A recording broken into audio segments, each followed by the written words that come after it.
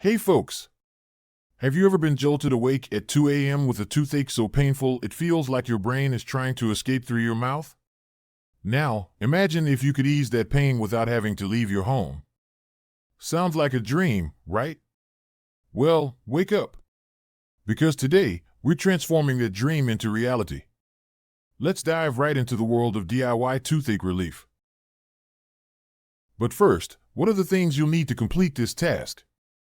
For the full list and where to get them, check the description and pinned comment below. Now that you have all your tools and materials ready, let's get into it. Get rid of it! First things first, let's talk about a hero we all have in our pantries, good old salt water. Researchers at the Maharishi Markandeshwar College of Dental Sciences in India discovered that a simple rinse with salt water can help reduce dental pain. Why? Salt water creates a high salt barrier which flushes out some of that bacteria causing the pain, and it promotes a healthier mouth environment. Here's how you can do it. Mix them together until the salt dissolves completely. Now, swish that mixture around in your mouth for about 30 seconds, then spit it out. Easy peasy. Next up, the cold compress method. Think back to the last time you bumped your knee. What's the first thing you did?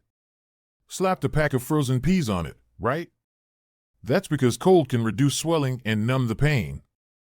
A 2016 study in the Journal of Clinical and Experimental Dentistry found that applying a cold compress can help alleviate toothache. Wrap the ice cubes or ice pack in a thin cloth. Then, hold this DIY cold compress against your face, right on the cheek area where you're experiencing the toothache. Keep it there for about 15 minutes.